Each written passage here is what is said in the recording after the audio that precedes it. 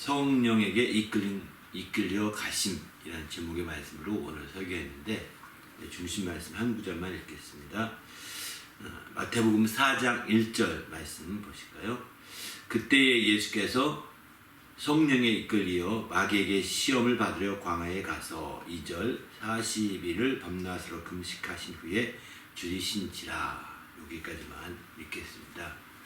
이제 이어서 오늘 설교 말씀을 들으면서 또 설교를 통해서 또 우리가 새롭게 궁금해하는 것이나 또 여러 관심 있는 부분들 함께 질문하며 나누도록 하겠습니다.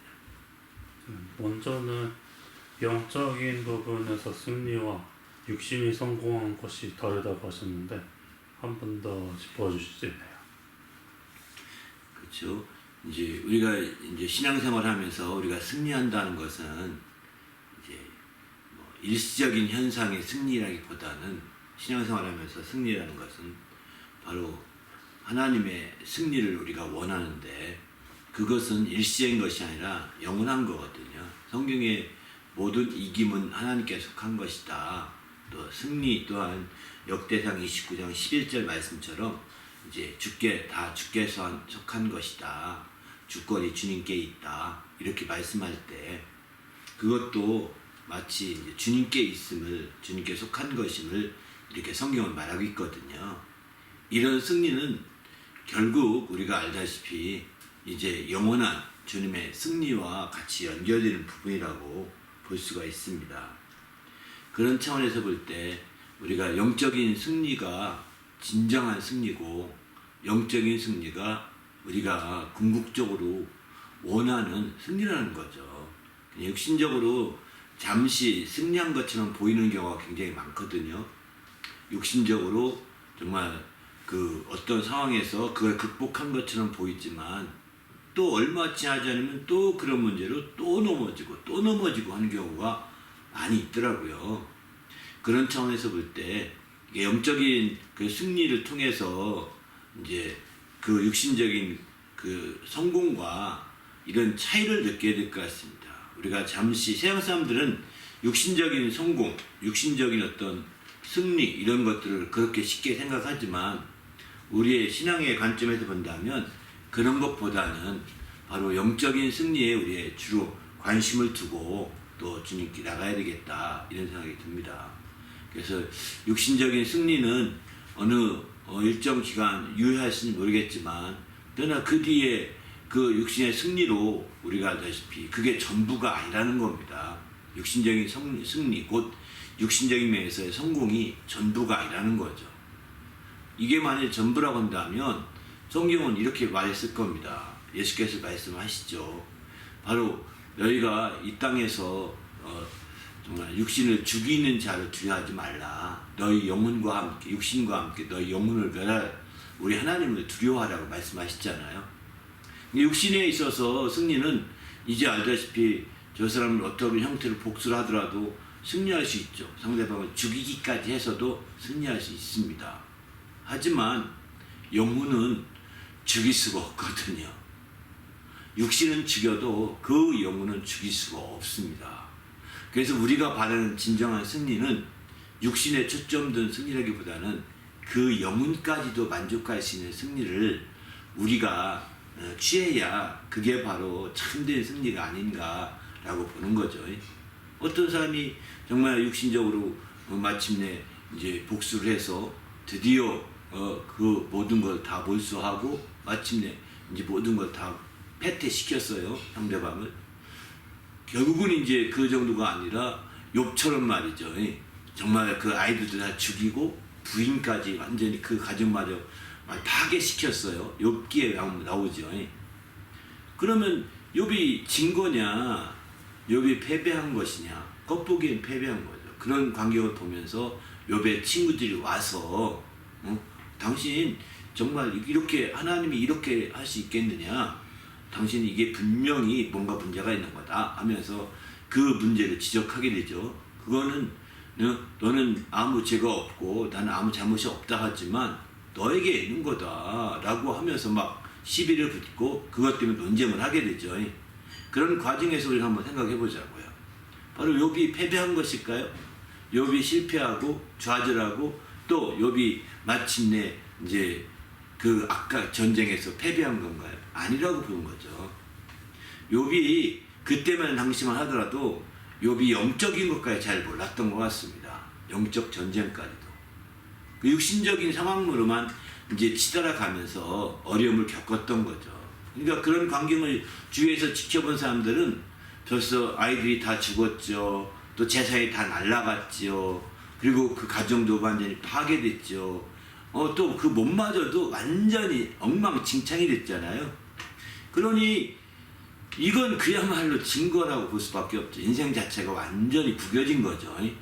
그리고 혼자만 남은 상태인데 이게 무슨 뭐 승리랄까 날 게 아무것도 없는 거예요. 그래서 친구들이 와서 너가 이런 상태가 된 것은 뭔가 문제가 있다.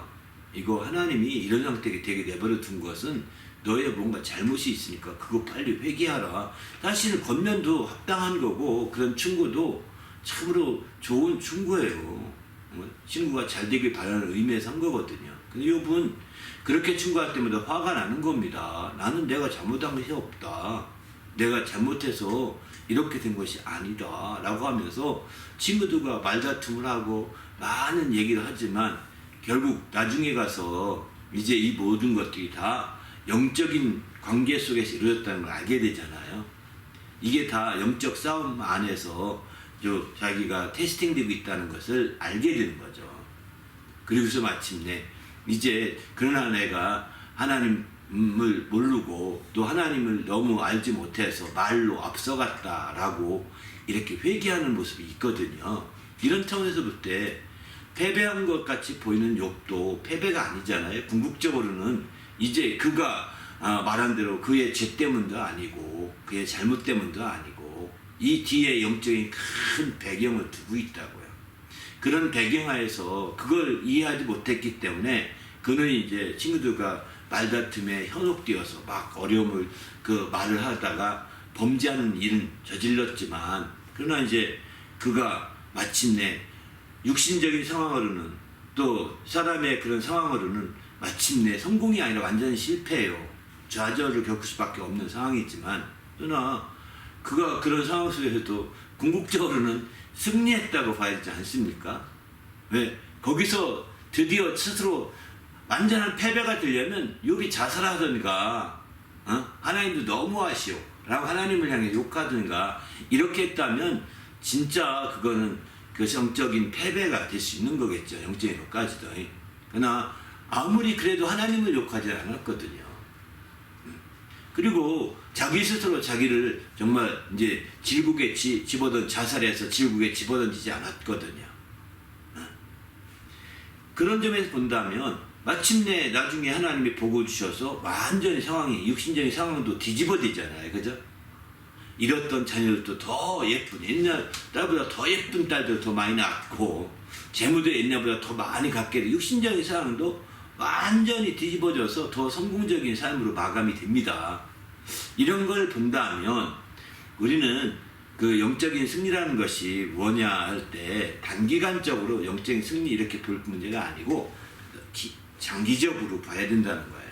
영적인 승리를 우리가 생각한다면 또 하나님의 승리라고 하고 승리와 이김이 다 하나님께 속했다고 할 때는 장기적으로 봐야 된다는 거예요. 단기적으로 오늘 아침에 승리했나 못했나 저녁 때 승리했나 못했나 이거 따지기 시작한다면 내가 롤러코스터 탄 것 같이 되고 말 겁니다. 아침 하나님의 승리를 경험하고 저녁은 패배를 경험하고 내 감정이 오르락내리락하면서 막 싸우고 그렇게 했던 이런 모습들 때문에 더 자기 혼란스러워질지 몰라요. 그러나 이제 영적인 승리는 단기간으로 보는 것이 아니라 멀리 보고 이게 다 그분에 속한 것이라 생각하면서 그런 승리의 방향으로 나가야 되는 거고 육신적으로는 단기간이 아닙니다. 육신적으로는 장기간이 아니라 단기간이죠.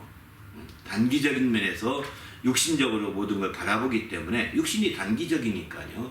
그 단기적으로 바라보기 때문에 단기적으로 승리했다 또 실패했다 이렇게 반복되면서 사는 인생들이지만 우리의 궁극적으로 바라볼 것은 승리가 하나님께 있고 이김이 하나님께 있으니까 그 모든 것 이제 하나님의 영적 전쟁 차원에서 영적인 승리 차원에서 바라보고 나가야 된다 하는 얘기를 좀 말씀드린 겁니다. 더 나아가서 모든 승리가 다 주께 속했다 이렇게 말씀을 드렸습니다. 그러니까 우리가 모든 승리라고 할 때는 장기적인 면에서 승리, 단기적인 면의 승리 다 사실 포함하는 얘기거든요. 장기적인 면의 승리나 단기적인 면의 승리나 우리가 진정한 승리를 이루려고 한다면 우리는 단기적인 면에서 육신이 바라본 대로 육신의 관점으로만 보면 안 된다는 거예요. 단기적인 면에서도 바로 육신의 관점으로 본 승리가 아니라 바로 하나님의 관점으로 곧 영적인 관점으로 본 승리가 되어야 단기적으로도 마침내 우리가 영적인 승리를 해나가시는 길이 열리게 되는 거죠. 이거는 단기적인 거니까 무조건 육신적인 거야. 육신적으로 판단하면 돼. 이렇게 결론 내리시면 안 됩니다. 이렇게 결론 내리시면 단기적인 승리든 장기적인 승리든 정말 하나님의 관점으로 영적인 승리가 되도록 이끌어가는 것이 우리 신앙인 거죠. 우리 신앙. 그래서 단기나 장기나 똑같이 그렇게 하되 단지 여기 주의할 것은 단기적인 정말 면에서 승리하는 것. 이건 육신의 면에서 승리하는 것과 거의 육신적인 성공과도 같이 연결된 부분이거든요. 이런 부분에서도 우리가 우리의 노력과 수고를 해나가는 육신적인 승리, 육신적인 성공의 부분도 이제 바로 영적인 부분으로 자꾸 접근해서 그렇게 이해하다 보면 단순히 육신의 노력으로 시작하고 육신의 노력으로 매듭지는 승리와는 다르게 그렇게 해서 얻게 되는 잠시의 기쁨과는 다르게 영적인 기쁨으로 그것도 승화시키고 영적인 승리로 승화시켜 나갈 수 있다 하는 점들을 이렇게 말씀드린 거예요. 이런 차원에서 육신적인 성공과 영적 승리와는 큰 차이가 있다는 것을 먼저 이해하시고 그리고 육신적인 성공은 단기적인 성공인데 그 단기적인 성공은 단기적인 승리와도 굉장히 밀접하다. 영적인 단기적인 승리와도 밀접한데 그 밀접한 관계에서 우리가 여기서도 육신적인 관점으로 끝나지 말고 영적인 관점으로 거기에도 대입하면서 바로 나가야 되는 거죠. 한 예를 들어드릴까요? 어떤 사람이 이제 친구와 싸우게 됐습니다. 어떤 사람이 친구와 싸웠을 때 그 친구가 어쨌든 감정이 상했겠죠. 감정이 상해서 싸웠을 때 그 친구를 굉장히 미워하는 마음도 생기고 또 복수하고 싶은 마음도 생기고 여러 가지 있을 겁니다. 그리고 사업상 이렇게 싸웠다면 아마 사업에 있어서 정말 뭔가 큰 재정적인 이익에 큰 차이를 나는 것일 겁니다. 이런 싸움이 있을 때 어떻게 그 싸움을 바라볼 것이냐. 육신적인 싸움에서만 본다면 우리 사업에 부정적 영향을 끼쳤기 때문에 그 반대로 되게 하는 게 성공이라고 보거든요. 육신적인 면에서 반대로 된다면 뭐를 의미할까요? 이제 그에게 손해를 끼치는 거죠. 우리가 유익이 되고. 이렇게 드는 게 육신적인 성공이고 육신적인 면에서 싸움이 이긴 거라고 볼 수 있거든요. 그러나 영적인 면에서 그 문제만 놓고 본다면 단기적인 거니까 육신적인 면에서 그런 사업의 문제에 있어서도 영적으로 보게 되면 이제 다른 거죠. 내가 그 사람을 원수 삼지 아니하고 원수 삼지 아니하고 원수 갚는 것이 하나님께 있으니까 하나님께 기도하면서 좀 하나님께서 원수를 갚아주기를 그리고 그 원수에 해당되는 그 사람을 오히려 더 축복하고 오히려 더 하나님의 관점으로 영적 승리가 이루어지기를 간절히 소망한다. 이렇게 우리 사이를 뒤틀어 놓은 이 악한 우리의 원수 대적을 대적하면서 나가게 될 때 그때 우리는 영적으로 승리할 수 있는 거죠. 그때는 어쩌면 그에게 복수까지는 안 될지 모르지만 어쩌면 그에게 정말 재물을 손에 끼치지 않게도 할지도 모르겠지만 어쩌면 그에게 육신적인 면에서 원수가 없는 것은 못할지 모르겠지만 그도 승리하고 나도 승리할 수 있는 길로 갈 수 있다는 겁니다. 그게 하나님의 방식이거든요. 이렇게 우리가 단기적인 문제도 그렇게 나가게 되면 그게 오히려 인간적인 면에서 악화되는 것보다는 오히려 그런 것들이 순화되면서 오히려 더 이제 서로가 윈윈이 될 수 있도록 서로가 승리할 수 있고 서로가 유익이 될 수 있는 방향으로 하나님께서 그 모든 싸움이나 그 문제에 있어서 새로운 길을 열어줄 수 있다는 겁니다. 이렇게 이해하시면 훨씬 단기적인 어떤 육신의 문제나 육신의 성공이나 단기적인 영적 승리도 같이 잘 해결해 갈 수 있는 것. 그래서 모든 승리가 다 주께 속했다고 말씀드린 것은 주님의 관점으로 봐야 된다는 거예요. 왜 나에게 이런 문제가 생겼을까? 왜 나에게 이런 문제가 생겼을까? 이런 문제를 통해서 하나님이 해결하고자 하는 것은 무엇일까? 이런 관점으로 자꾸 이해하는 것이 우리에게 있어 문제가 된 부분들을 해결하는 좋은 기회가 되는 겁니다. 우리 자신에게 어떤 특별히 고쳐야 할 문제가 있다. 이 문제를 가지고서 나의 습관적이고 나의 잘못된 것일 수 있지 않습니까? 이런 문제에 대해서도 이제 육신적으로만 고치려고 하면 습관이라는 게 하루아침에 고쳐지지 않잖아요. 하루아침에 뚝딱 습관이 고쳐지면 다 성인이 됐을 겁니다. 그렇지 않겠어요? 그런데 내 자기 자신이 그런 육신의 연약함에 빠져서 자꾸 습관적인 범죄를 하거나 습관적인 제약을 범하거나 습관적인 어떤 불화를 일으키거나 이럴 수도 있다고요. 육신적인 면에서. 그게 고쳐지는 게 궁극적인 것인데 그렇게 되는 그 문제를 우리가 극복하는 문제에 있어서도 나의 육신적인 것만 바라보고 육신적인 노력만 하려고 한다면 한계가 있는 거죠. 그 부분도 바로 승리하기 위해서는 바로 하나님의 관점으로 영적인 관점으로 바라봐야 된다는 거예요. 그래서 그런 그 습관적인 문제를 할지라도 하나님께 다 진솔하게 고백하는 거예요. 하나님, 이런 개인적인 이런 습관 때문에 내가 참 어렵습니다. 이걸 극복하고 한 단계 더 성장하고 싶고 한 단계 더 나아가고 싶은데 이게 안 되고 있습니다. 이렇게 하면서 자초지종을 하나님께 다 고백하면서 정말 얘기하는 거예요. 그분과 소통하면서 하나님, 이 일을 통해서 내가 정말 고쳐져야 할 게 무엇입니까? 이게 어떤 문제가 근원이 되어서 이런 습관적으로 계속 붙어 다니고 있는 겁니까? 이런 부분들을 극복할 수 있는 지혜를 주십시오. 정말 나는 고치고 싶고 새롭게 되고 싶고 더 발전되고 싶고 한 단계 더 진전되고 싶습니다. 하나님 어떻게 하면 좋습니까? 이 문제를 해결할 수 있는 지혜를 달라고 하나님의 관점으로 자꾸 그렇게 기도하고 이렇게 도전해 갈 때 그런 부분도 고칠 수 있고 승리하시는 길이 열리거든요. 근데 이제 그렇지 아니하고 하나님과의 그런 부분은 상의도 안 하고 얘기도 안 하고 지혜를 구하지도 않고 또 그런 부분을 통해서 그런 부분이 내게 그 습관적으로 남게 했던 하나님이 정말 내버려 두었던 하나님의 뜻이 있을 수 있거든요. 하나님 내버려 두니까 습관이 형성된 거잖아요. 그 초장에 딱 잡아주셨으면 그런 습관이 안 생겼을 거거든요. 근데 내버려 둔 이유가 뭘까? 나에게 뭘 고치기 원하시는 걸까? 이런 초점을 두고 기도해 가야 되는 겁니다. 그러면 그런 문제도 우리가 승리하시는 거예요. 이런 것까지 다 주님께 속한 것이라고 말씀을 드린 거예요. 육신적인 관점으로 보면 이해가 안 될 겁니다만은 영적인 관점으로 보게 되면 이렇게 이해가 될 수가 있는 거죠. 우리 더 나가서 이제 그뿐만 아니라 이제 나라 간의 전쟁 문제도 있잖아요. 그죠? 이것도 육신적인 관점으로는 진짜 원수만 되는 거예요. 그 나라 사람 상대 쳐들어온 나라는요. 그 영적인 관점으로 보게 되면 하나님, 이 나라가 정말 저 나라와 원수가 돼가고 있는데 어떻게 하면 좋습니까? 이 전쟁을 막아달라고 기도하면서 이 전쟁이 터진 이유를 알게 하시고 이것을 우리가 정말 여기서 그걸 분명히 발견하고 돌이켜서 이제 나가게 해달라 하면 육신적인 원수가 되지 않으면서 해결될 수 있는 기천이 있다고 보거든요. 이렇게 나가야 우리가 참으로 하나님의 역사하심이 놀랍게 이루어지는 거죠. 그러나 육신적인 관점으로만 바라보면 더 원수가 돼서 막 싸우게 돼 있습니다.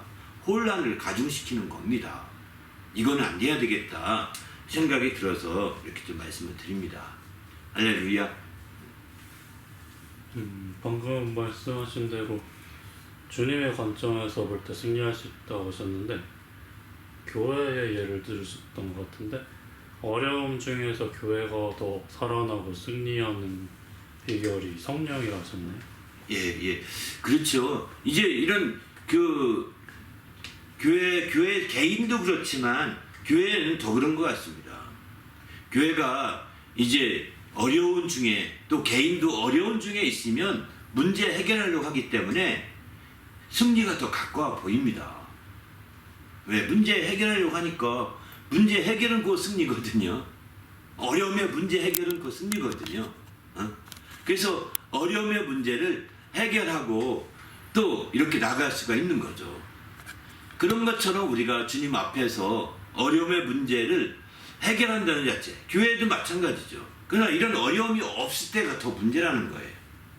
이 교회에서도 교회가 이제 어렵다 이런 다음에 교회가 어렵다 한다는 것은 교회가 여러 가지 문제로 어려울 수 있겠죠. 다툼의 문제도 어렵고, 교회 갑자기 건축하면서 재정의 문제로 어려울 수 있고, 또 교회가 또 성도들 간에 또 묘하게 의사소통이 안 돼가지고 큰 트러블이 생길 수도 있고, 또 다양한 문제들로 그렇게 드러날 수가 있는 겁니다.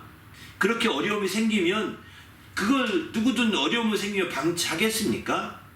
그런 어려움들을 극복하려고 기도하기 시작하는 거고, 기도하기 시작하면 성령이 역사하시는 거거든요. 모든 문제에 기도하기 시작하면 성령이 역사하시고, 또 성령이 뿐만 아니라 천사들이 함께 동원되게 되는 거죠.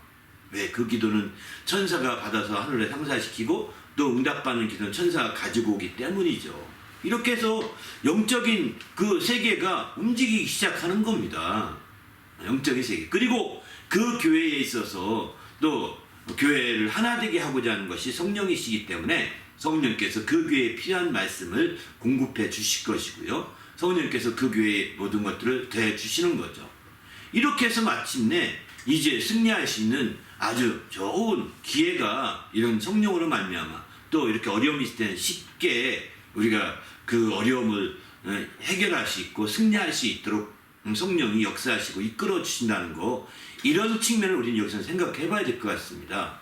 그래서 어려울 때는 오히려 좋은 겁니다. 개인에게 있어도 비슷할지도 모르겠습니다. 개인에게 있어도 막 뭔가 그 아버지가 문제가 잘못해서 어렵다든지, 그래서 온 가족이 아버지 문제가 잘못되면 온 가족이 다 막 굉장히 큰 어려움을 겪지 않습니까? 그런 어려움들이 있다든지, 아니면 갑자기 또 자식 가운데 누가 아파서 어려움을 겪는다든지, 또 여러 가지 갑자기 이유가 생기고 사고가 생겨서 어려움이 생길 때 다들 큰일 났다, 우리 기도해야 되겠다 막 기도하지 않습니까? 그렇게 기도하기 시작하면 그 문제가 해결되기 시작하는 겁니다. 당장은 그 문제로 인해서 또 얼마 기간 동안은 고통과 또 고난과 어려움을 함께 느낄지 모르겠지만, 그런 문제로 말미암아 기도하고 간구하면서 이제 바로 영적인 그 역사들이 나타나기 시작하고, 그 어려움들을 극복할 수 있는 길이 생기고, 또 기도하는 가운데 성령이 또 가르쳐 주기도 합니다. 이게 문제다, 이것을 기도해야 된다, 이것을 하나님 앞에 고백해야 된다, 이렇게 정말 깨우쳐 주시기도 하거든요. 이 성령의 역사죠. 이런 역사들을 가지고서 기도하기 시작할 때 마침내 우리가 승리할 수 있는 거죠. 그런데 중요한 것은 어렵지 않을 때가 더 문제입니다.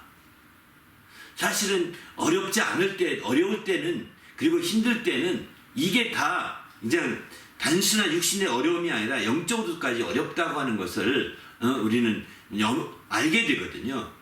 특별히 교회가 어렵다고 할 때는 더 마찬가지죠. 영적인 문제로까지 어렵다는 거 아는데, 이제 어렵지 않을 때는 교회가 편안해요. 교회가 아무 다툼과 싸움이 없고, 교회 가서 얘기하면 참 재미있고 정말 아주 편안하고, 야 이런 교회가 없어 막 이렇게 얘기하면서 막 교회에 대해서 생각하고 그럽니다.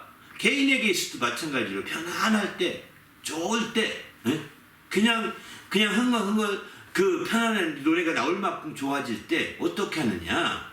사실은 이게 심각한 거예요. 이럴 때 기도하지 않습니다, 많은 사람들이. 교회가 좋을 때, 또 개인이 좋을 때, 편안할 때, 교회가 편안할 때 누가 거기서 기도합니까? 안 한다고. 그럴 때마다 교회 기도 모임에는 점점 사람이 줄어듭니다. 왜? 기도할 문제도 별로 없고 하니까 강조하지 않아도 되죠. 기도 모임 점점 줄고, 새벽기도 있다면 새벽기도는 더 안 나올 것이고, 또 개인에게 좋아진 상황에서 얼마나 기도 시간이 늘어나느냐? 안 늘어날 리가 없습니다. 그러니까 결국은 그런 좋아진 것이 하나 육신적인 좋아진 것인데, 그게 육신적인 좋아진 것으로 끝나버리지 영적으로까지 이해를 못하게 된다는 거예요. 그 상황 중에도 영적으로는 우리의 대적이 일하고 있습니다. 성경에 가라지 비유가 있죠. 가라지 비유가 있는데 아주 좋은 곡식을 밭에 뿌렸는데 밤에 그 다음날 갔더니 가라지가 막 뿌려 있어요. 그러니까 예수님이 말씀하잖아요. 원수가 그 밤에 뿌렸구나 이러지 않습니까? 원수는 밤에도 일을 합니다. 우리가 편안히 잘 때 원수는 그때도 일을 하는 겁니다. 우리가 편안히 잘 때 어찌 기도하겠습니까? 밤에 잘 때 기도하나요? 자기 전에 잠시 할지 모르지만 잘 때는 무방비 상태로 자다시피 하는 거거든요. 근데 그때 원수들이 뿌리는 거예요. 가라지를 뿌리는 거예요. 그러니 대책이 없는 거죠. 좋은 씨를 뿌렸건만 가라지가 나고 있어요. 누가 그렇게 했느냐? 원수가 그리하였고. 예수님이 이렇게 말씀하잖아요. 우리의 대적은 우리가 편안할 때도 일을 합니다. 우리의 대적은 우리가 안심하고 있을 때 좋다고 생각하면서 띵까띵까 할 때도 일을 하고 있는 거, 부지런히 일을 하고 있는 거예요. 그래서 우리는 편안할 때 정신 차려야 된다는 거예요. 마치 우리가 바닷가 모래사장에 탁 터 있으면 새벽가에 가 있어 이렇게 있으면 바닷물에 찰랑찰랑 왔다 갔다 하잖아요. 얼마나 편안합니까? 파도도 아닙니다. 그 바닷물에 왔다 갔다 편안하게 왔다 갔다 하는데 어느덧 조금 더 서 있으면 그 내 발밑에 모래가 싹싹 빠져나갑니다. 내가 누르는 막. 그리고 내 몸이 한쪽으로 기우기 시작합니다. 나도 모르는 사이에 바닷가 내 발바닥 모래가 빠져나가면서 내 몸이 중심 못 잡고 움직이게 된다고요. 이런 상황과 똑같은 거예요. 우리가 편안하고 좋다 이렇게 받았지만 그때에도 가라지를 뿌리고 있고 또 내 발밑에서 함정을 타고 있는 게 원수들이 괴계예요. 이걸 모르면 큰일 납니다. 이걸 아셔야 합니다. 이걸 모르면 아주 심각한 일이 벌어지게 되는 겁니다. 이 부분을 우리가 정신 바짝 차려야 되겠다는 거예요. 그래서 여러분 이런 경우가 있죠. 바로 그날 저녁 자기 전까지는 아주 몸 상태가 좋았고요. 자기 전까지는 아주 편안했고요. 기분도 좋았고요. 건강했어요. 그런데 자고 나서 아침에 일어나는데 목이 컬컬 하더니 목이 좀 아파오고 옵니다. 그러더니 감기가 걸려가지고 그 감기로 며칠 동안 아주 고생한 적이 없나요? 요즘 최근의 감기는 여기 캐나다의 최근의 감기는 정말 이 폐까지 영향을 줘서 3주, 6주 이렇게 간다고 얘기했더라고요. 그런 것처럼 그런 겁니다. 평상시는 좋았어요. 그런데 어느 날 자고 나서부터 턱 감기가 왔고 기침을 하고 또 좀 지나니 골기침을 하고 병원에 가도 이거 몇 주 더 있어야 된다고 그러고 이런 상태가 된다. 이거 평안할 때예요. 몸 상태가 좋을 때예요. 그 밤에 가라지를 뿌린 거지요. 그러니까 우리는 잠자기 전에 가라지가 뿌려지지 않도록 정말 기도하시. 내 영혼이 깨어있게 해달라. 내 영혼이 깨어서 살게 해달라. 막 정신 바짝 차리고 기도하셔야 합니다. 잠잘 때 편안하게 잠이 있으니까 이거 안 됩니다. 여러분 잠자기 전에 셀폰 보지 마십시오. 셀폰 보다가 잠이 안 와서 셀폰 보다가 잔다는 분이 노인일수록 더 많다고 하더라고요. 잠도 안 오니까요. 그거요 기도하셔야 됩니다. 당신이 셀폰 보다 못 모르고 잠드는 사이에 가라지가 뿌려질 수 있거든요. 정말 잠이 안 와도요 간절히 기도하고 또 기도하고 그냥 누워서 쉬세요. 잠이 올 때 무조건 쉬세요. 침대에서 셀폰 보지 말라고 제가 권하는 것은 그거예요. 왜 쉬는 시간에 거기 침대까지 가서 내 눈이나 내 몸을 혹사시킵니까? 쉬려고 누워있으면서. 지혜가 아닙니다. 오히려 쉬려고 누워있으면서 내 영혼을 보호해달라고 막 기도하고 가라지가 뿌려지지 않게 해달라고 이 평안한 상태에 주의 뜻을 이루게 해달라고 이 평안한데 완전 어떤 어려울 때도 이루려고 하는데 평안할 때는 더 해야 되지 않겠냐고 막 이렇게 기도하면서 나가야 영적 싸움에서 이길 수 있는 거예요. 우리는 이런 영적인 정말 싸움에서 반드시 승리하는 성도가 되시길 바랍니다. 할렐루야. 그렇게 될 때 하나님의 뜻을 이루어갈 수 있지 않겠습니까? 그냥 반면에 이제 어려울 때는 어떻게 정말 기도하지 말아도 기도합니다. 왜? 자기가 힘들어 죽겠으니까요. 어려울 때는. 물론 이제 어려울 때라도 이제 선진국에 있는 사람들은 그 병원의 혜택을 쉽게 보니까 기도 안 하죠. 의료 혜택 보니까 그냥 널널히 살지요. 그러나 이제 의료 혜택을 볼 수 없는 나라에 사는 사람이 어려울 때는 더 많이 기도할 수밖에 없죠. 대책이 없으니까요. 그래서 우리는 정말 어려운 나라에 살든 또 좋은 나라에 살든 어려울 때는요, 기도하라는 증거입니다. 여러분이 감기 걸렸습니까? 기도하시오 라고 하나님의 명령입니다. 해열제 먹으시오 명령이 아닙니다. 여러분이 기분 나빠지십니까? 기도하시오 라고 하는 명령입니다. 기분 나빠지니까 안정제 먹으시오 라는 명령이 아닙니다. 어려움이 생겼습니까? 그러면 기도하시오 라고 명령이에요. 영적 싸움이 벌어졌으니까 정신 차리고 기도하시오. 그래야 이길 수가 있고 속히 그 문제가 해결될 수 있는 겁니다. 그냥 이제 정말 우리는 연금이 나오고 보조금이 나오니까 그냥 노는 게 답이다. 아닙니다. 아니라고요. 기도하라는 징조입니다. 우리에게 어려움이 있다면 그것을 계기로 해서 기도하는 시점으로 전환하시길 바랍니다. 할렐루야. 그전에도 기도했겠지만 그때부터라도 기도하셔야 영적인 승리를 경험하고 또 이제 우리가 어려움을 능히 극복할 수 있는 좋은 계기가 될 것입니다. 할렐루야. 이렇게 되시길 부탁드립니다. 그리고 한 가지만 더 말씀드리면 AI 시대가 돼서 우리는 이제 어떻게 할 것이냐. AI 시대가 되면 뭐 일할 것도 없고 어쩌면 더 이제 AI 시대가 되면 더 평안하게 지내고 더 좋게 지내고 더 잘 지낼 수가 있거든요. 왜? 몸이 또 상태가 안 좋으면 벌써 AI 에이전트로 와서 혈압을 재더니 이상하네요. 체온이 올라갔습니다. 약을 먹어야 되겠으면 약 먹으면 되잖아요. 그죠? 그리고 그렇게 해서 가까이 에이전트가 있으니까 뭐 얼마큼까지 정부가 할지 모르지만 정부가 에이전트 로봇 하나를 휴먼 로봇 하나 각각 가정에다 주면 누가 아프면 와서 탁 되지 않겠습니까? 그리고 병원에 탁 통보해. 그랬더니 병원 의사가 딱 이렇게 영상통화를 와서 영상통화했더니 당신 형제 이렇게 가만히 보니까 이런 상태다.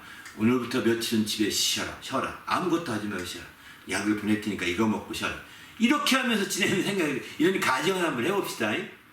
얼마나 평안하겠어요. 지금은 우리가 또 가서 워크클리닉 가야 되고 그 다음에 가서 약도 사야 되고 또 번거롭잖아요. 이제 번거롭지 않은 더 평안한 시대가 AI 시대가 올 겁니다. 여러분, 이런 시대는 영적인 싸움이 있을까요? 없을까요? 이때에도 영적인 싸움이 있습니다.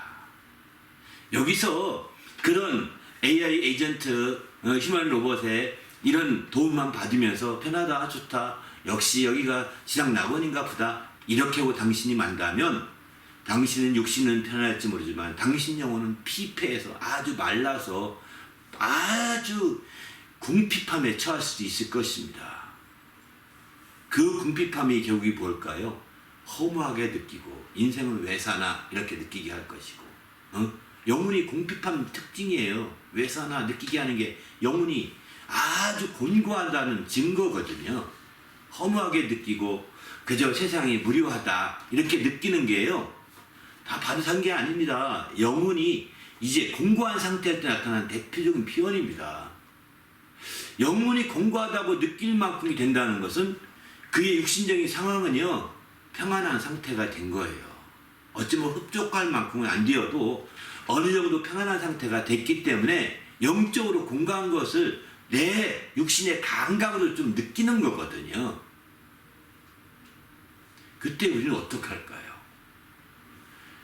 우리 영혼이 곤고하고 우리 영혼이 정말 어려움을 겪게 한 것은 바로 무엇보다도 이제 영적 싸움이 돌입되었다는 걸 거기서 깨달으셔야 됩니다.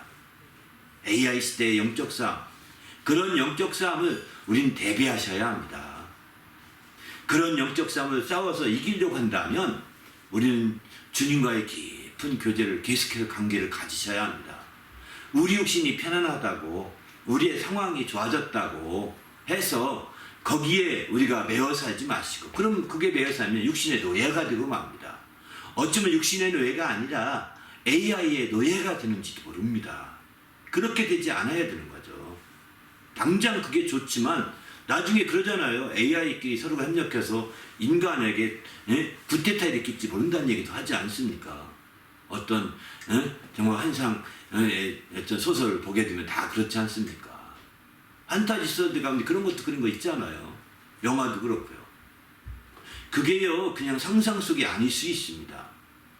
우리는 그래서 우리가 영적인 그 전쟁은 계속해서 우리가 준비하고 깨어 있어야 되는 거예요. 깨어서 오히려 그럴 때일수록 어쩌면 우리가 자원해서 저 산에 들어가서 기도하면서 막 그렇게 살아야지도 몰라요. 금식 좀 해야 되고요. 육신이 가난해지면 영혼이 깨어나거든요. 금식도 해야 돼요. 그러면서 사람이 먹고만 사는 것이 아니구나 하는 걸 알게 되고 깨달을 때 영적인 전쟁이 무엇인지, 영적인 싸움이 무엇인지, 영적인 무엇이 어떤 것인지 이렇게 우리는 깨닫게 돼요. 그런데 그렇게 되면 AI 에이전트는 우리를 쫓아서 기를 쓰고 반대할 겁니다. 당신 지금 금식하면 지금 당신의 영양 상태가 이러이러한데 영양 상태가 이러이러하기 때문에 당신 며칠 못 삽니다. 큰일 납니다. 왜 자살하려고 하십니까? 막 이런 경고하면서 아주 기를 쓰고 반대할지도 모르겠습니다. 어쨌든 그럼에도 불구하고 금식도 하고 더 성경도 보고 말씀도 보고 해. 우리 영혼이 AI 시대에 우리 영혼이 깨어있으려면 말씀을 더 상고해야 되는 거죠. 말씀을 더 깊이 알아야 되는 거죠. 그러면 성령께서 그 말씀을 통해서 우리를 더 가르치시고, 성령께서 그 말씀을 통해서 더 생각나게 하시고, 성령께서 그 말씀을 통해서 더 크게 역사할 수 있거든요. 아무리 AI가 우리의 삶을 평안하게 했을지라도 우리는 성령으로 말미암아 사는 사람들입니다. 성령으로 행하고 성령으로 사는 그런 시대를 우리가 이어가려고 한다면, 그렇게 이어갈 때 정말 그게 바로 영적 싸움에서 이길 수 있는 지름길이 있죠. 그런 삶을 이어가려고 한다면 그런 삶에 성령의 검과 같은 말씀을 자꾸 줘야 되는 거거든요. 말씀은, 하나님 말씀은 성령의 검이라고 했습니다. 하나님 말씀을 자꾸 읽고 상고하면서 그 말씀을 자꾸 공부하면서 그 말씀을 자꾸 들으면서 이렇게 해서 그 말씀을 계속 우리의 속사람에게 무장을 시키면 성령께서 그런 말씀을 가지고 막 영적 싸움에서 이렇게 말씀을 그 성령의 검을 휘두르지 않겠습니까? 그러면 그 휘두르는 게 어떻게 나타나냐? 성령이 생각나게 해주신다고 했어요. 들은 것을 생각나게 하신다는 거예요. 성령이 그런 말씀들을 깨닫게 가르쳐 주신다는 거예요. 그래서 이렇게 우리는 성령의 인도를 통하여 우리가 AI 시대를 하더라도 이길 수 있고 우리가 할 일이 분명히 있는 겁니다. 그렇게 하다 보면 성령께서 깨우쳐 주실 겁니다. 아무에게로 가라 이렇게 안내할지도 모르겠습니다. 그도 너와 같이 곤고한 자니라. 그도 왜? 곤고한 자가 마음이 열려 있거든요. 다 좋다. 거기에 8년 전에 마음이 안 열리기 때문에 해결책이 없어요.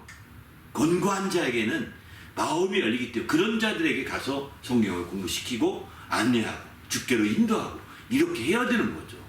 그래서 아무리 AI 시대라 하더라도 교회는 있어야 합니다. 온라인으로 예배드리니까 교회가 필요 없다? 아닙니다. 온라인으로 예배드릴지 모르지만 교회는 있어야 합니다. 성경에서는 그래서 모이기를 힘쓰라 했거든요. AI는 우리에게 말할 겁니다. 지금 가면 바이러스가 막 지금 전염되고 있기 때문에 가면 안 됩니다. 갈 때는 그런 마스크 꼭 끼고 가십시오. 그러더라도 마스크 끼고라도 모여야 됩니다. 비록 나의 AI 에이전트가 그렇게 나를 강권하더라도 그래 알았어. 나는 내 마음대로 하나님의 뜻대로 사니까 너는 그 정도로만 해. 이렇게 가야 되는 거예요. 너와 나는 달라. 너는 육신만 생각하고 나에게 얘기하지 너는 영혼까지는 모를 거야. 성경을 읽었어도 영혼을 위해서 네가 영혼이 없는데 어떤 한두 말씀 앞뒤 재서 또 이해를 할지 모르겠지만 네가 영혼까지 알 리가 없잖니. 예? 그 내 영혼 상태를 나한테 물어보지도 않고 또 네가 말해줄 수 없어. 네가 하나님이 아니고 신이 아닌 이상은 할 수가 없는 거지. 근데 신인 척 조금 안답시고 말할 수도 있겠죠, 그놈들이. 그러나 우리는 그 말을 현혹돼서는 안 되는 거지. 우리는 더 성경을 가까이 하고, 그래서 공부한 자들 그렇게 해서 마침내 그들을 이제 교회로 모이게 하는 거예요. 교회로 모이세요. 우리 찬양해야 합니다. 우리 그래야 공부함이 없어집니다. 교회로 모이시오. 성경 공부해야 합니다. 그래야 공부함이 없어집니다. 아니, 정부가 다 돈 주고 하는데 집에서 뭐합니까? 운동만 해서 뭐합니까? 나와서 우리 영혼으로 해서 준비해야 합니다. 이렇게 해서 영혼을 준비시키는 거죠. 그런데 말이죠, 이렇게 하는 것을 에이전트, AI 에이전트나 AI 세상에서는 싫어한다는 거예요. 세상 임금은 가장 극렬히 싫어한다는 거예요. 그래서 핍박이 오는 겁니다. 이렇게 하는 자들은, 공개적으로 막 이렇게 하는 자들은, 그래서 그들에게 정말 그 칩을 넣어서 살 수 없게 만든다는 거예요. 물건을 정부가 돈 줘서 그 돈을 주는 것도 있고 또 여러 가지 상품권을 주는 것도 있고 살 수 있게 마음대로 했는데, 가져가게 했는데, 그런 것들을 정부에서 끊어버리면 소용이 없어요. 살 수도 없어요. 칩을 받으면 지금 다 추적되기 때문에 이제 도망도 못 가요. 그래서 666표를 받으면 안 된다 이런 얘기도 하는 것도 이제 그런 측면인 거죠. 어쨌든 우리는 주님 앞에서 AI 시대에 어떻게 살 것인가 정신을 바짝 차려야 합니다. 성경을 읽으면서 이렇게 담대히 나갈 때 우리 하나님의 그 영광을 드러낼 수 있다고 확신합니다. 이를 위해서 무엇보다 중요한 것은 성경을 읽고 또 읽고, 성경을 공부하고 또 공부하고, 성경을 또 더 듣고 또 듣고, 그렇게 해서 성령이, 그 성령에게 많은 검을 정말 주어 성령이 역사할 수 있도록, 그리고 우리는 그 성령의 인도를 받아 나가면 승리할 수 있습니다. 할렐루야. 우리 육신의 편안함에 따라가지 마시고, 이렇게 이왕이 시간 많은 것 가지고 동쪽에 좋은 거, 서쪽에 좋은 거, 남쪽에 좋은 거 여행 다니다 끝나지 마시고요. 그거 너무 아깝습니다. 예수님이 다녀가신 이 땅에서 그렇게 뭣도 없는 그것을 구경한다고 시간 다 낭비하지 마시고요. 또 예수님이 정말 다 그 버린 모든 것들을 또 주워 모아가지고 그 거지 같은 거 먹고 빨고 하느라고 다 시간 보내지 마시고, 우리가 AI 시대를 대비해서 준비해서 이렇게 나가야죠. 그래서 보이기를 힘써야 되는 겁니다. 요즘에 온라인 예배도 발달되고 온라인 교회도 생기고 해서 정말 점점 안 모이는 상태가 있지만 마지막 때가 되면 될수록 더 모이기를 힘쓰라 했거든요. 그런 측면에서 우리는 마지막 때가 되면 더 모이기를 힘써서 주님 앞에서 이렇게 더 놀라운 역사를 이루어가야 되는 거죠. 할렐루야. 주님 앞에서 정말 혼자서 떨어지지 마시고 함께 할 수 있기를 부탁을 드립니다. 할렐루야. 세상에 농락당하는, 겉으로 편하다는 이유로 세상에 이용당하는, AI에게 이용당하는 존재가 되지 마시고, 세상 임금에게 이용당하는 존재가 되지 마시고, 이렇게 영적 싸움에서 이길 수 있는 성도가 되시기를 예수님의 이름으로 부탁을 드립니다. 아멘. 할렐루야. 예.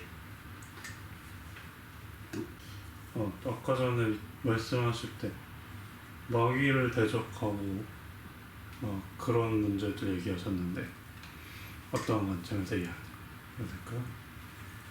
마귀를, 그래서 아까 영적 싸움에서 우리의 가장 큰 대적은 마귀거든요.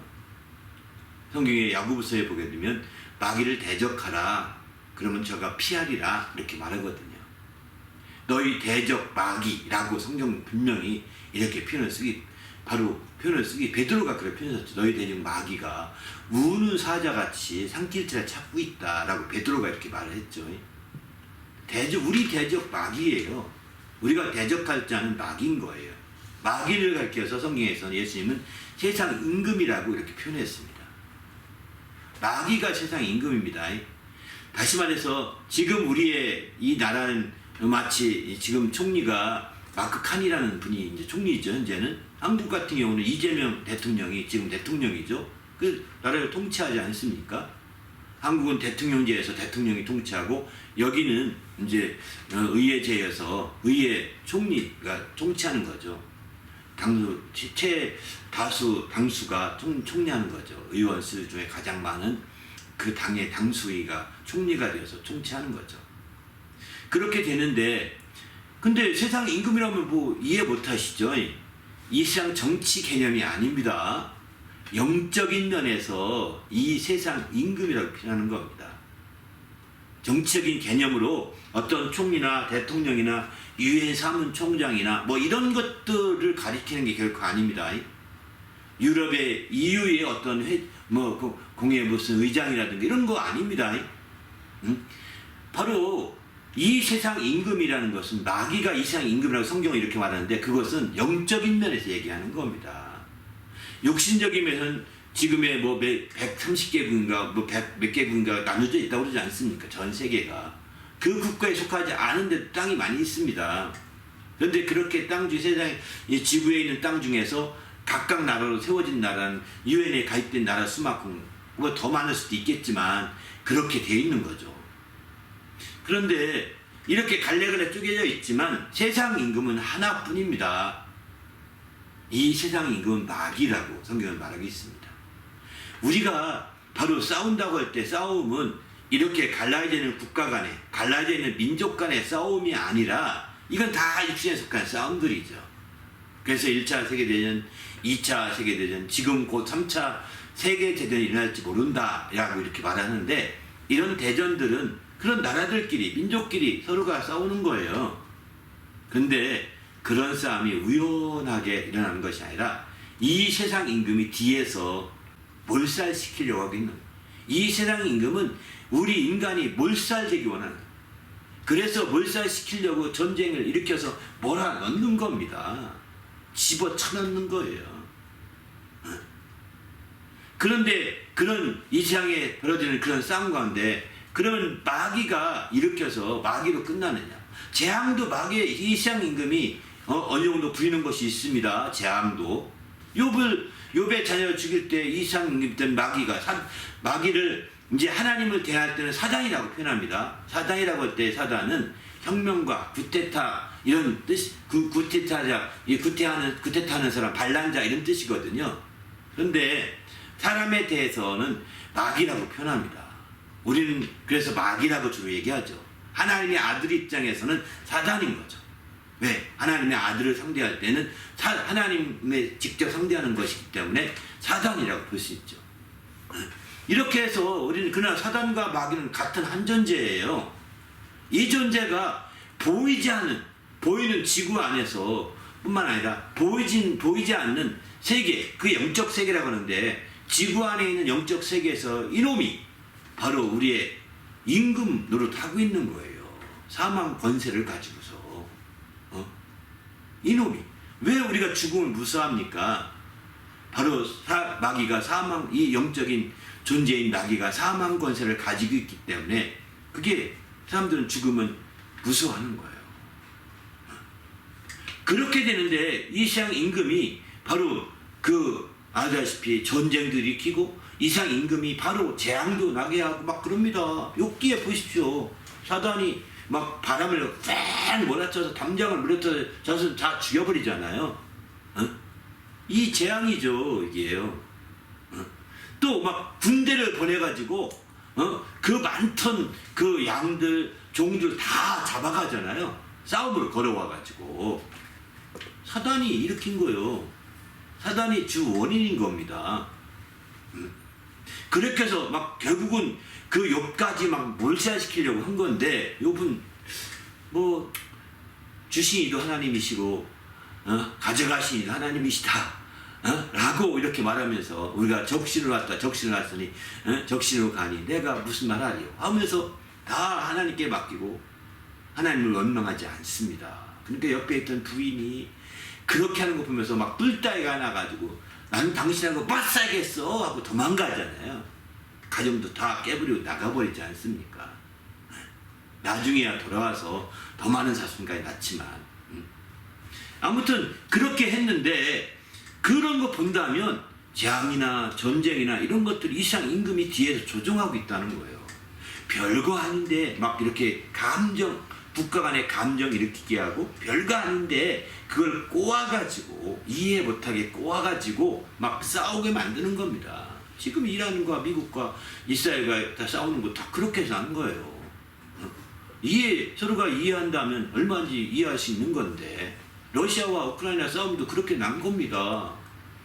거기에 유럽 전체가 휩쓸려 들어갔고, 또 이제 그 미국과 이스라엘, 또 이제 이란과의 싸움에 막 온 나라 사람 끌고 들어가려고 트럼프는 지금 하고 있는 거고, 너도 들어와라 막 다 끌고 들어가려고 하는 거거든요. 몰살이 되는 겁니다. 그 제3차 세계대전이 그렇게 해서 일어날지도 모르겠습니다. 그렇게 해서 몰살시키려고 하는 거예요. 이제를 마지막 때여서 그런지도 모르겠습니다. 근데 이거는 이렇게만 얘기하면 또 여러분 이제 별거 아니겠죠. 근데 더 중요한 것은 이 세상임금이 이제 그렇게 하기 때문에 우리는 그 세상임금의 정체를 놓치지 말고, 마귀의 정체를 놓치지 말고 정말 그를 깨닫고 성경을 통해서 깨달을 수 있죠. 그래서 그를 대적하라는 거예요. 이 세상임금을 대적하라는 거예요. 더구나 이 세상임금의 상태는 어떤 상태냐? 이 세상임금이 가졌던 최고의 권세가 사망 권세인데, 그 사망 권세를 가지고 예수를 십자가에 못 박아 죽였잖아요. 죄가 없는 예수인데, 하나님의 아들인, 의로우신 하나님의 아들이신데 그를 자기 권세 억지로 죽여버렸잖아요. 모함해서. 그러니까 아니 죄가 없는 하나님을 죽였으니 불법자가 되고 불의한 자가 된 거예요. 이미 찍혔어요. 왜? 죄가 없는 자라는 것을 하나님이 어떻게 밝히셨을까요? 그 하나님이 보니까 그 예수는 죄가 없다는 아시고 그를 다시 살리시잖아요. 의로우신 하나님의 의로우신 오른손으로 그를 살리시게 됩니다. 이렇게 되므로 마귀는 이미 심판을 받은 거예요. 사망 권세를 가지고 죄가 없는 자에게 그 권세를 죽였으니 마귀는 불의한 자요, 사망 권세요. 성경은 그래서 이 세상이 불의에 다 처해 있다라고 바로 요한 1서에서는 그렇게 말씀합니다. 이 세상 제가 불의에 속해 있다는 거예요. 마귀가 이미 정죄를 받아 세상이 불의한 임금이 됐으니 다 불의에 속해 있는 거죠. 이제 마귀에게 남은 것은 형벌만 남은 거예요. 형 집행만 남은 거고, 형 집행되기 전에 이제 자기도 알아요. 형 집행되면 나는 이제 더 이상 누구도 잡아가지 못하고 끌고 가지 못한다는 사실을 알기 때문에 지금 더 많은 자들을 끌고 가려고, 지옥에 함께 끌고 가려고 몸을 치는 겁니다. 그래서 우리는 마귀를 대적해야 된다는 거예요. 우는 사자와 같이 우리를 찾는 이유가 뭐겠어요? 마귀가 우리를 지옥에 끌고 간다고 그가 배부르고 이런 거 아닙니다. 그러나 자기만 이렇게 멸망하기가 억울하다는 겁니다. 그래서 더 많은 자를 끌고 가려고 몸을 치는 거죠. 왜? 그들이 하나님의 형상의 모양으로 지음받은 사람들이기 때문에 그들이 구원받고 예수의 피로 구원받는 것을 시기하고 질투하는 겁니다. 그래서 그들을 다 끌고 가려고 하는 이런 상황이거든요. 그렇기 때문에 이럴 때일수록 마귀를 대적하라는 거예요. 그러면 저가 피하리라 이렇게 말하고 있는 거죠. 그 다음 구절에 보게 되면 하나님을 가까이 하라 야고보서에 그러면 하나님께서 가까이 하시리라 이렇게 말씀하시죠. 하나님을 가까이 하라 그러면 가까이 하시리라 이렇게 말씀하시거든요. 그러니만큼 하나님을 가까이 하는 자가 되어야 되는 거죠. 그러니까 마귀를 대적하는 것과 하나님을 가까이 하는 것, 이게요 서로 같은 거예요. 마귀를 대적하지 않으면 그 마귀와 짝하는 격이거든요. 나도 모르는 사이 마귀의 편이 되지는 거거든요. 그러면 하나님과 점점점 멀어져 가는 겁니다. 우리가 이 땅에 하나님을 가까이 위해서 우리는 기도도 하고, 하나님을 가까이 위해서 성경도 읽고, 하나님을 가까이 위해서 찬송도 하고, 하나님을 가까이 위해서 또 여러 가지 신앙생활 그 봉사도 하고 많이 하잖아요. 그건 형식적인 겁니다. 그리고 그런 건 계속 해야겠죠, 앞으로도. 그러나 그런 형식적인 것을 끝나지 말고 실제로 그분과 깊은 사귐을 가져야 되는 거죠. 그분과 소통이 이루어져야 되는 거죠. 그래서 그 하나님과의 소통이 이루어져서 그분이 뭘 원하시는지, 그분이 뜻하신 무엇인지를 깊이 알아가야 되는 겁니다. 그게 하나님을 가까이 하는 것이고, 그렇게 알아가면 알아갈수록 하나님의 원수, 곧 우리의 원수거든요. 바로 하나님의 대적자, 하나님을 대적해서 반란을 일으켜 하나님을 높은 보좌를 찬탈하려고 했던 이 마귀, 사단을 우리가 대적해야 되는 거죠. 그 사단이 하나님의 원수였으니까요. 하나님 앞에 하나님 나라를 반란을 일으켜서 그 권자를 차지하려고 했던 그 자죠. 하나님의 원수요, 하나님을 대적한 자였거든요. 그가 곧 우리의 대적이라는 거예요.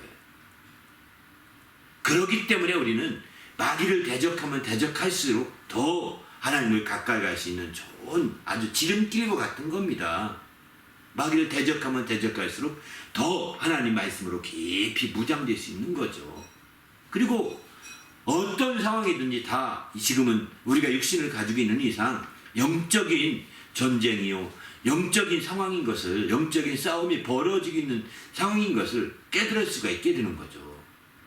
그래서 마침내 이 영적인 면에서 깨어서 대적하고, 영적인 면에서 깨어서 막 그 영적인 싸움을 위해서 하나님의 전신갑주를 입고 이렇게 하는 게 굉장히 중요한 시대인 거예요. 이게 마귀를 대적하기 위해서 전신갑주를 입으라고 그러지 않습니까? 괴기를 대적하기 위해서 하나님의 전신갑주를 입으라고 에베소서 6장에서 말씀하고 있는 거죠. 전신갑주를 입으셔야 합니다. 할렐루야. 그래서 우리가 이런 전신갑주를 통해서 입을 때 더 놀라운 하나님의 역사를 이룰 수 있는 거죠. 그래서 주님 안에서 이런 전신갑주를 입고 주님 앞에 귀하게 되시는 성도가 되시기 바랍니다. 할렐루야.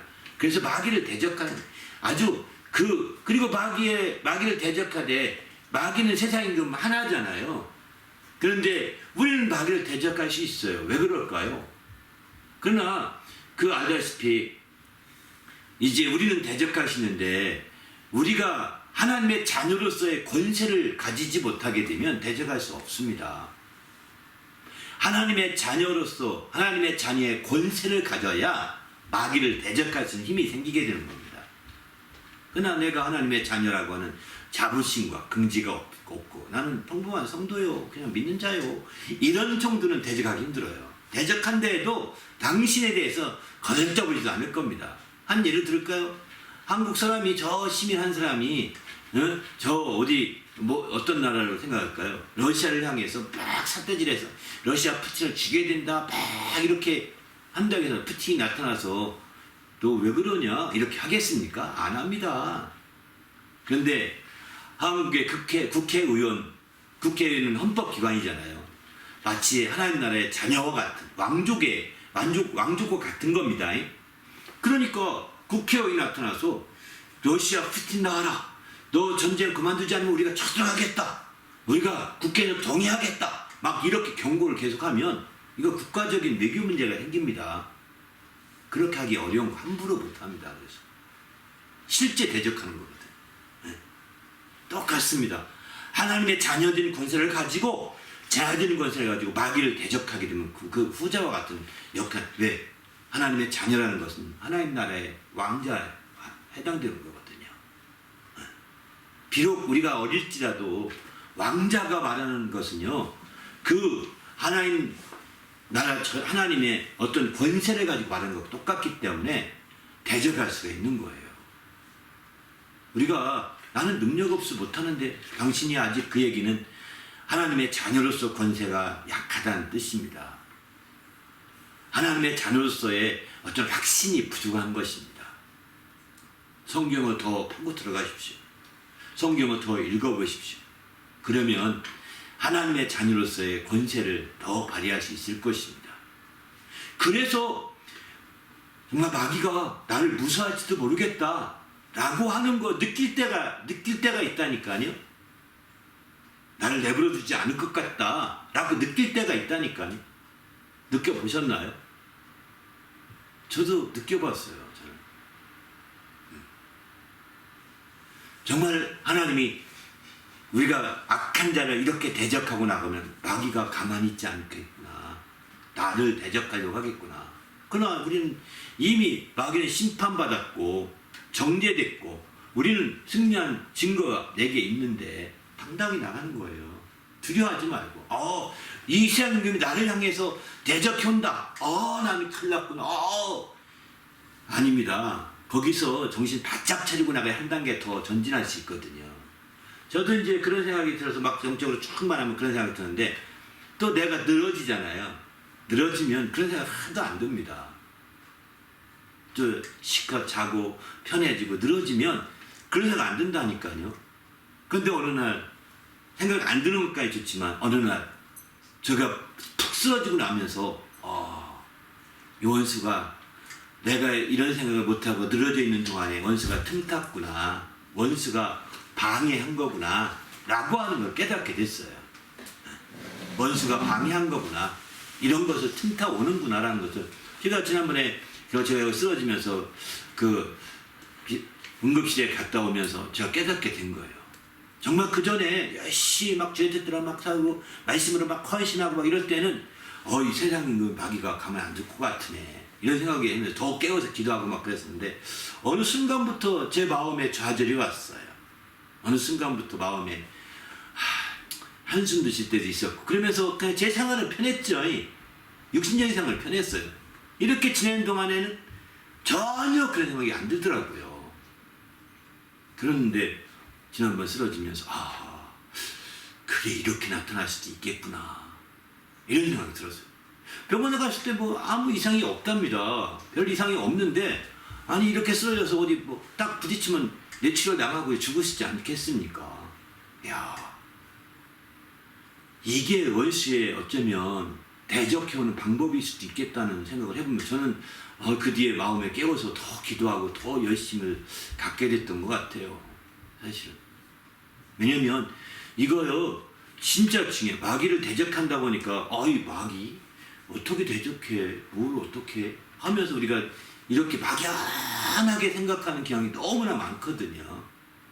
아닙니다. 이 세상 임금을 대적하는 건데 영적 세계의 이 세상 임금을 정말 대적해 가야 되는 거예요. 그를 대적할 수 있을 때 그의 졸개에 해당되는 귀신이나 악한 영들을 능히 물질 수가 있는 거죠. 그렇지 않게 되면 우리는 영적인 세계에 대해서 전혀 생각하지 않고 그냥 혼자 육신의 생활만 렐랄랄라 하며 사는 겁니다. 어쩌면 평안할지 모르죠. 또 AI 시대가 되면 더 평안할 수도 있겠죠. 왜? 먹을 거, 입을 거, 마실 거 다 공급해주고 정말 AI만 시키면 내 연락하면 야 너 사오라면 다 사올 테니까요. 내가 안 가도 된다니까요. 자기들끼리 연락해서 요즘 배달 잘 돼 있잖아요. 배달 쫙 올 겁니다. 그리고 우리는 상품권을 공급해 줄 거니까 상품권만 주면 되는 거예요. 사인만 하면 돼. 이제 사인도 필요 없어. 코드만 찍으면 돼요. 얼마나 편하겠어. 여기가 천국 같지 않겠습니까? 낙원 같지 않겠습니까? 그러나 그때에도 귀신도 있고요. 그때에도 악한 영이 마귀의 수족이 되어서 역사할 거예요. 마귀의 부로가 돼서. 그리고 마귀는 여전히 그때에도 마귀는 여전히 세상 임금으로서 심판은 받았지만 예수님의 죽이심으로 예수를 십자가에 죽게 함으로 불의하게 죽여서 불의함을 찍혔거든요. 불의함이라고. 그 심판을 받았죠. 그렇지만 형벌되기 전까지 할 수만 있으면 더 많은 사람들, 하나님의 형상을 지음받은 하나님의 사람들을 막 끌고 가려고 몸부림치는 거예요. 그러니 우리가 대적 안 할 수 있습니까? 이런 뒷배경을 모르니까 대적하지 않는 거죠. 이런 뒷배경을 안다면 정말 더 대적하고 그리고 그의 수족을 부리는 자들을 막 예수 이름으로 물러가라, 예수 이름으로 나오라고 명령하고 소리쳐서 해야 되는 거예요. 평안할 때. 우리가 어려울 때는요 그렇게 안 해도 됩니다. 그러나 점점점 편안할 때 올 것 같아서 말씀을 드리는 겁니다. 점점점 어려울 때는 육신이 어렵고 곤란할 때는 점점 없어질 것 같습니다. 후진국이나 어려울지 모르지만 선진국이 더 그럴 것 같습니다. 후진국은 여전히 어려움이 가중될지 모르겠지 왜 그런 시스템이 정착될 얼마나만 세월이 필요하겠습니까? 그러나 선진국은 점점 더 안정화되고 편안해지고 좋아질 것이지만 그러나 아다시피 그래도 영적 싸움은 계속되고 있다는 거. 그래서 대적해야 된다는 거. 이거는 분명히 짚고 넘어가야 될 것 같습니다. 할렐루야. 대적할 이유를 알았나요? 네. 네. 또 질문 있으면 질문 내주시기 바랍니다. 네.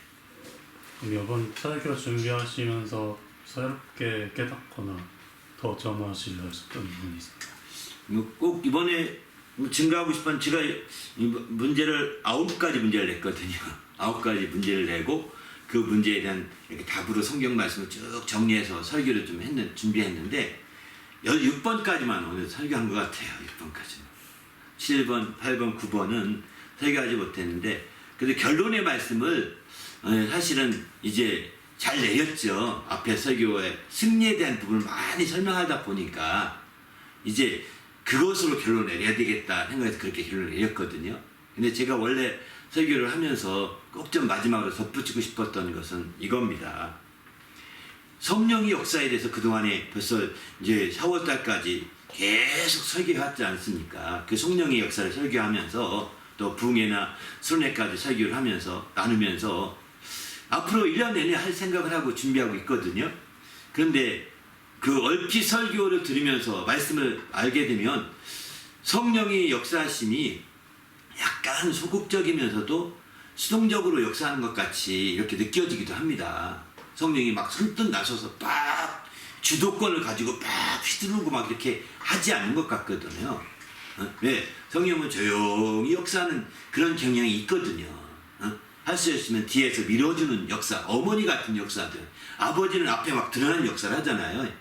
성령은 어머니처럼 그냥 부족한 거 채워주고 도와주며 이렇게 연약한 거 세워주며 이렇게 성령이 역사하는 전반적인 역사가 그런 부분이에요. 그러다 보니까 성령의 역사가 이제 그러다 보니까 2000년 역사, 교회 역사 가운데 아예 드러나지도 않으면서 아주 소수의 교회에서 일부분만 드러나면서 성령이 아주 잠잠한 것 같은 물 밑으로 땅 밑으로 물은 흐르지만 땅 위엔 물이 없는 것 같이 지내온 교회 역사도 있습니다.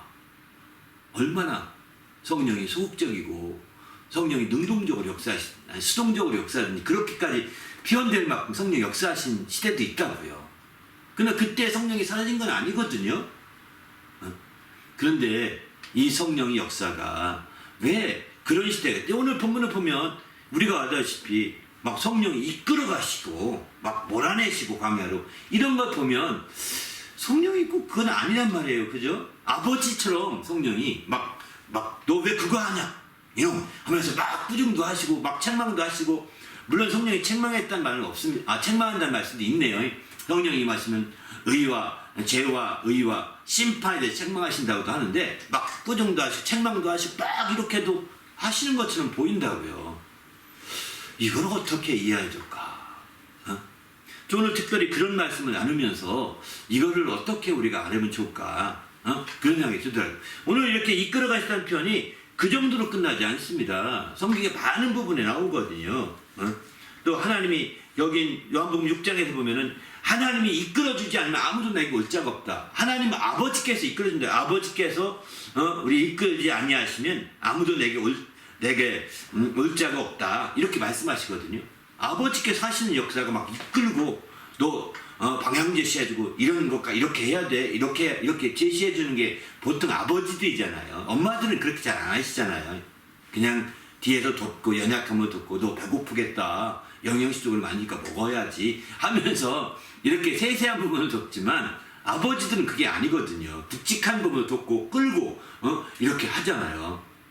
마치 아버지 여기도 예수께서도 그럽니다. 요한복음 6장 44절 아버지께 나를 보내신 아버지께서 이끌지 않으면 그러니까 아버지께서 이끄는 것처럼 오늘 예수님이 성령이 이끄시잖아요. 이끌어 가시잖아요. 예수님이 성령이 아버지같이 이끄신다니까요. 물론 성령은 아버지의 성령이라고 해서 그렇게 이끌 수도 있을 수 있습니다. 삼위일체니까 이끌 수도 있는데 우리가 이해했던 성령과는 다른 모습이란 말이에요. 또 그뿐만 아니라 이제 다른 성경에도 사도행전도 보게 되면 주의 영이 빌립을 이끌어 갑니다. 그래서 사마리아 지역에서 저 남쪽 광야까지 이끌어 가거든요. 그리고 끝나고서 또 남쪽 그 구스네시에게 침례를 준 다음에 올라오는 순간에 이끌어서 또 사마리아 지역으로 갑니다. 거기에 가버나움이 있거든요. 가버나움이 거기에 이제 그 로마 총독이 있는 곳인데 그쪽에서 주로 빌립이 사마리아 교회에서 주로 활동했기 때문에 그쪽으로 가는 겁니다.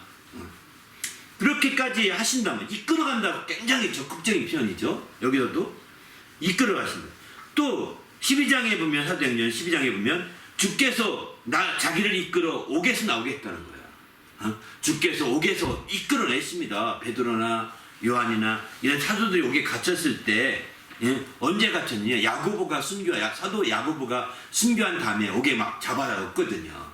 그때 주의 사자가 여기는 주의 사자라고 안 나고 주께서 이끌어내셨다고 그러거든요. 막 옥에서 옥문을 열고 이끌어내시는 거예요. 굉장히 적극적인 표현인 거죠.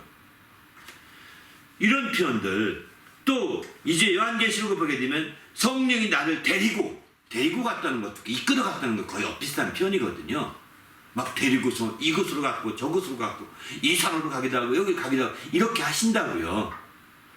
이런 표현들을 본다면 이게 성령이 하시는 역할로 그렇게 오늘 본문을 얘기하고 있는데 실제 그렇게 많이 얘기하고 있고요. 야고보 또 마태복음은 성령이 광야로 몰아내셨다 이런 표현은 이제 예수님께 의향도 떠보지 않고 그냥 광야로 그냥 그 운전대를 그냥 혼자서 마음대로 운전해서 가신 것과 똑같은 표현이거든요.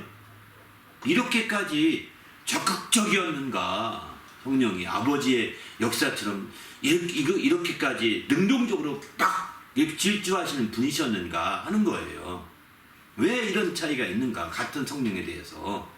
이 문제를 놓고서 기도하면서 제가 정말 알게 된 것은 극과 같이 다르게 느껴지지 않습니까? 여기서 알 수 있는 것은 전 그거였습니다. 다름이 아니라 믿음이 연약한 자를 다루는 성령의 방식과 믿음이 훌륭한 사람들에 대해서 성령이 다루는 방식이 다르구나라는 걸 느꼈습니다. 믿음이 연약한 자들을 성령이 다루실 때는 그저 어머니같이 품어주면서 이렇게 포용하면서, 그리고 때로는 우리 어머니도 우리가 못할 때 뒤에서 울면서 기도하시잖아요. 그런 것처럼 성령도 우리 위해서 울면서 기도하는, 탄식하면서 기도한다고 하잖아요. 이렇게 로마서 8장 26절 말씀에 우리 연약함을 돕기 위해서 연약함을 고치지 못하고 계속 연약함 가운데 빠져있는 거 보면서 성령이 참 탄식한다는 거야. 이렇게 하는 모습들 보면 이게 어머니 모습 같은 성령이시구나.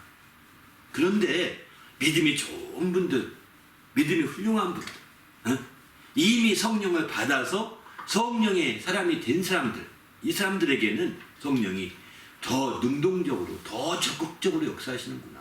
오늘 예수님을 우리가 아다시피 이렇게 막 이끌어 가시고, 오늘 예수님을 광야로 막 몰아가시고 하신 게 굉장히 적극적, 아버지의 막 강한 리더십을 보이지 않습니까? 이런 리더십이 왜 그랬을까요? 예수님은 이미 믿음이 강한 분인데 그걸 알 수 있는 것이 십자받고 올라오실 때, 물론 하나님의 아들이니까 당연히 믿음이 강한 분이시겠지만 십자받고 올라 성령이 임하셔서, 그리고 저는 내 사랑하는 아들, 내 기뻐하는 자라고 이렇게까지 하늘로부터의 증언까지 들었다고요. 그러니까 예수님은 얼마나 공생을 시작하면서 마음이 막 기쁘고, 정말 하나님이 이 일을 하러 왔지만 더 하나님이 알아주시고 인정해 주셨다는 뜻이죠. 아버지의 그 인정을 받은 그로서는 굉장히 기쁜 거죠. 여러분, 누구보다도 아버지가 인정할 때 더 기쁘지 않습니까? 엄마가 인정하는 것보다 아버지가 인정할 때 우리의 더 큰 뭔가 뿌듯함이 다르거든요. 아버지는 더 멀리 보고 이렇게 관점에서 보니까요. 그러나 엄마는 무조건 아이고 부지런도 하지, 아이고 작은 것 가지고 칭찬을 많이 하죠. 인정을 많이 하지만 아버지는 작은 것 가지고 되게 안 하시잖아요. 근데 예수님에 대해서 그 아버지가 저는 내 사랑하는 아들, 저 기뻐하는 자다 라고 이렇게 막 할 때 얼마나 난 예수님이 기뻐했을까 이런 생각이 들더라고요. 그런데 그렇게 성령이 임하시고 그런 상태였는데 성령이 그를 그렇지 않아도 예수님은 광야에 가서 내가 금식해야 되겠다, 나름대로 그분이 계획을 가졌을 것입니다. 그런데 성령이 묻지도 아니한 것처럼 막 광야로 몰고 가십니다. 이걸 보면서 성령이 아버지 같은 면이 있어서 이렇게 믿음이 있는 사람들, 특별히 성령을 받고 성령의 인도를 성령이 충만을 받은 사람들에게는 이렇게 하실 수 있는 거구나. 또 여기 요한계시록에 이제 성령이 데리고 막 끌고 갔다 오는데 그것도 사도 요한이잖아요. 그죠? 사도 요한도 이미 오순절에 성령 받은 사람이에요. 오순절에 이미 성령 받고 성령에 이끌림 받아서 지금 막 역사하고 반모성까지 간 거잖아요. 역사하다가 잡혀서.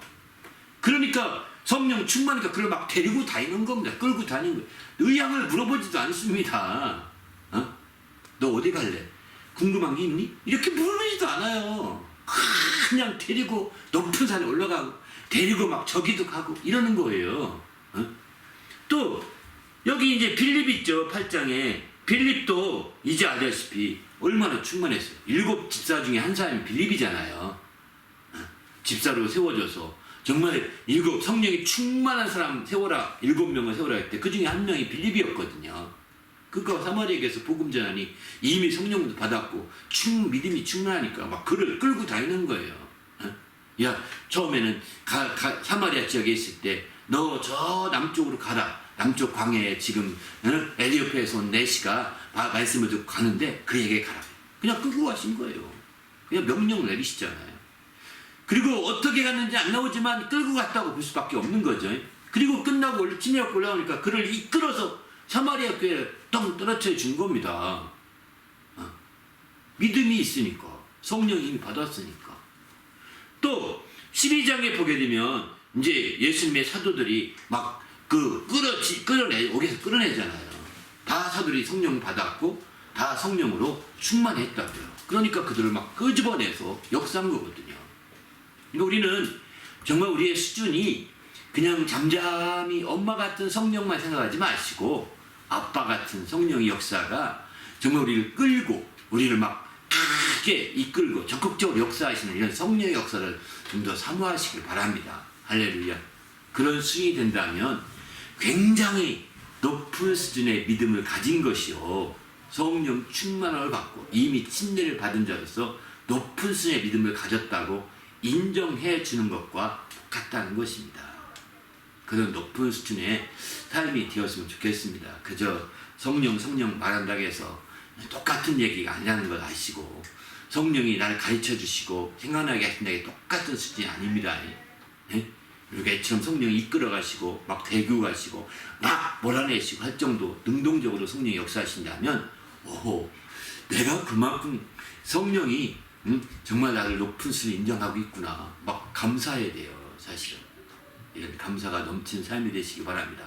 할렐루야. 네.